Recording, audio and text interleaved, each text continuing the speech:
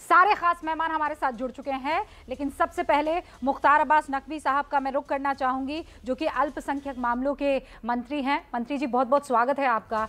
बड़ा दुख होता है मुख्तार अब्बास नकवी साहब, हिंदुस्तान में जब इस तरीके की लड़ाई होती है, जहां पर इल्म की नहीं, जहां पर पर्दे पर, जहां पर हिजाब पर पॉलिटिक्स होती है, ये महज पॉलिटिक्स है, आप मानेंगे?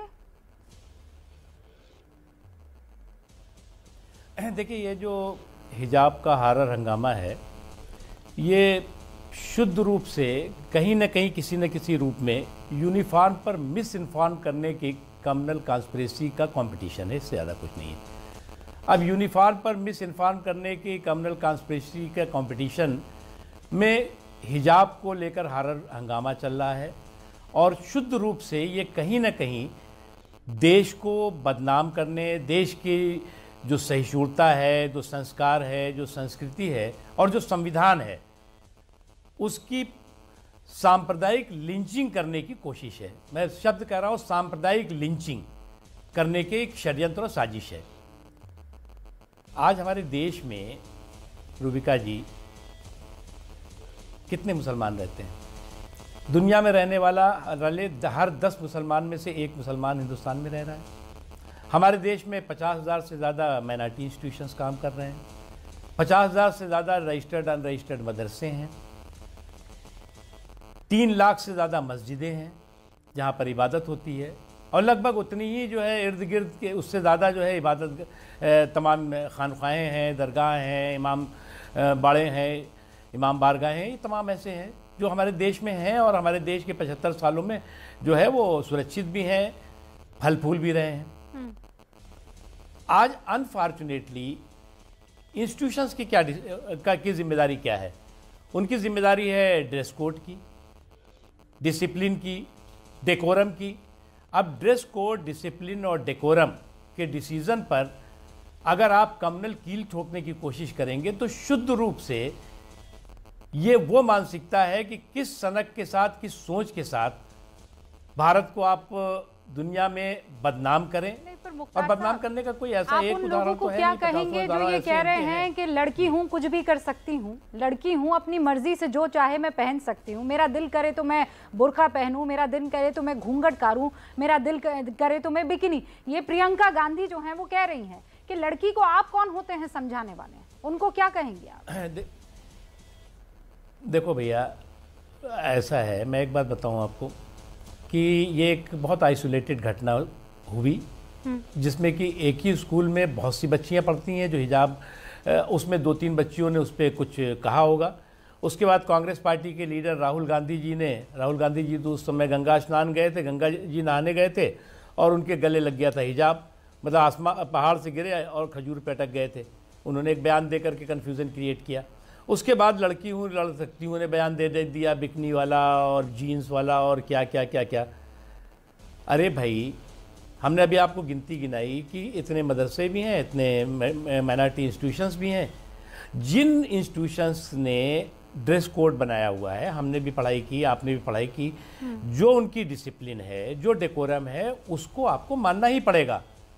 जो अच्छा लगे उसे अपना लो, जो बुरा लगे उसे जाने दो। अगर आपको लगता है कि हम इस ड्रेस कोड में नहीं जाएंगे, हम जो है जिद है हमारी कि हम जो चाहेंगे वही पहन के जाएंगे, तो ठीक है, आप उन इंस्टीट्यूशंस में जाइए जहाँ पे अलाउ है। भाई, हर जगह कोई ब्लैंकेट बैन नहीं है।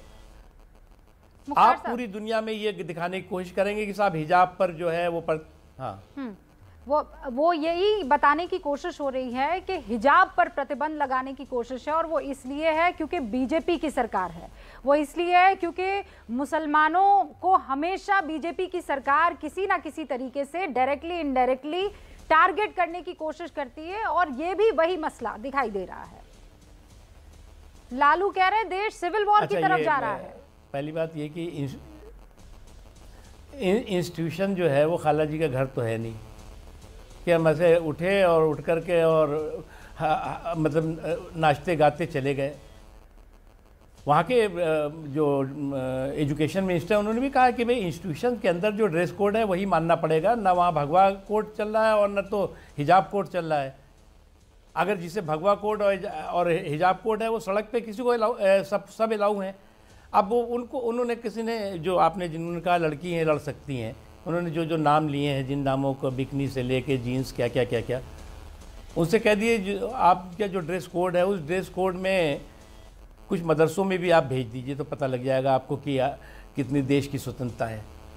क्यों आप इस तरह से लोगों को गुमराह कर रहे हैं, उन बच्चियों को आइसोलेट करने की कोशिश कर रहे हैं जो कि एजुकेशनल एम्पावरमेंट का हिस्सा बन रही हैं। और ये देश, हमारा देश ऐसा नहीं है कि मुझे तो बहुत, देखिए, नज़र और नज़रिए का अंतर होता है।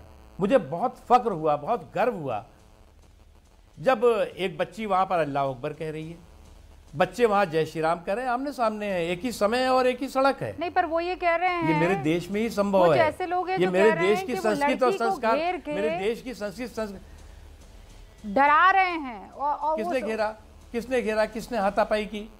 अरे भाई, डरा रहे हैं। उसने भी कहा कि ईश्वर महान है, बच्चों ने भी कहा कि भगवान महान है। एक चीज़ मैंने अभी 3 साल पहले, 2 साल पहले, एक मैंने पाकिस्तान में वीडियो देखा था, शायद इस्लामाबाद का था या कराची का। उसमें था कि एक सिख बहन गुरुद्वारे में जा रही है और गुरुद्वारे में जाने से पहले तालिबानी तरह के लोग उसके साथ क्या व्यवहार कर रहे हैं, उसको एक तरह से गले में फंदा डाल करके उसको फांसी देने की कोशिश कर रहे हैं। वो वीडियो वायरल हुआ था। उसके साथ ही साथ जो है, क्या मेरे हिंदुस्तान में जो बच्ची सड़क पर अल्लाह अकबर कह रही है, मैं तो कहता हूँ कोई उसमें हर्ज नहीं है। क्या पाकिस्तान की सड़कों पे, क्या अफगानिस्तान के सड़कों पे कोई हिंदू लड़की जय श्री राम लगा सकती है? कतई नहीं। क्या कोई सिख बहन जो है वाहे गुरु का खालसा, वाहे गुरु की फतेह कर सकती है? बिल्कुल सही कह रहे हैं आप। कर सकती है? नहीं कर सकती। ये मेरे देश की संस्कृति, इसको बदनाम करने की कोशिश और षड्यंत्र और साजिशों को परास्त करने की जरूरत है। मुख्तार साहब, आप उसे सही कह रहे हैं, शिकस्त देने की जरूरत है। लेकिन आप जानते हैं कि एजेंडा और प्रोपेगेंडा के तहत बहुत सारे लोग जो हैं वो अब इसे एक अलग रंग देने की कोशिश कर रहे हैं। ये मजहबी रंग दे दिया गया इसे। असद ओवैसी ये कह रहे हैं मुख्तार साहब कि वोट करने निकलो तो है और तो बुरके में निकलो। वो अपील कर रहे हैं, उनको क्या जवाब देंगे आप? देखो, एक बात आपको बता दें, चुनावी चौपाल पे कई तरह के मानुष दिखाई पड़ते हैं।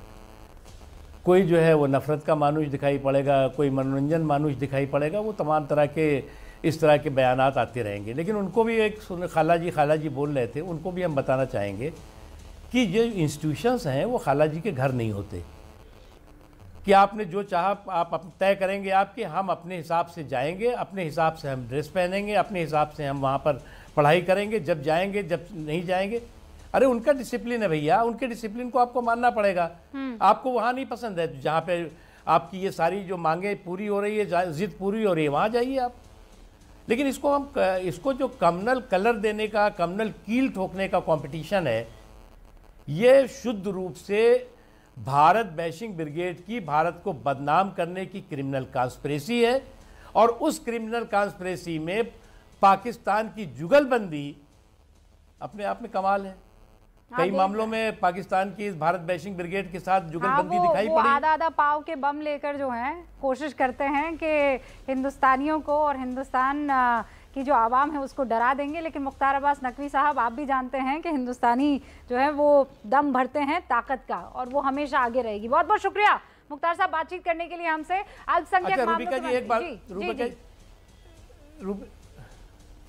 एक चीज़ मैं बताऊं आपको, ये जितने अभी निकल पड़े हैं सारे चूहे की बिलों से, ये वही लोग हैं जो अभी कह रहे थे कि अरे लड़कियों की उम्र अगर बढ़ा दोगे तो ये आवारा हो जाएंगी। तब हिजाब नहीं याद आया था।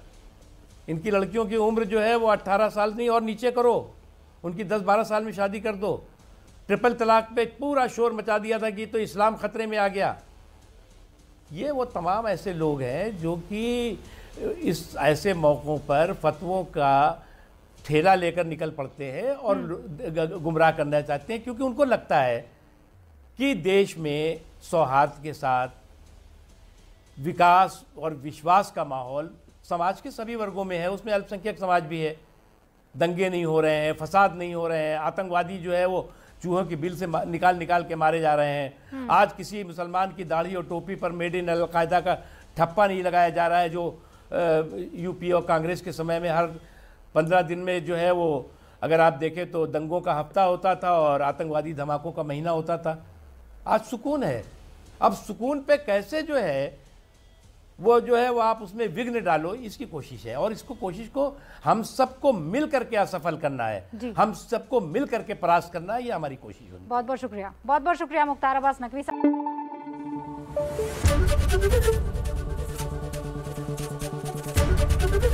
एबीपी न्यूज आपको रखे आगे।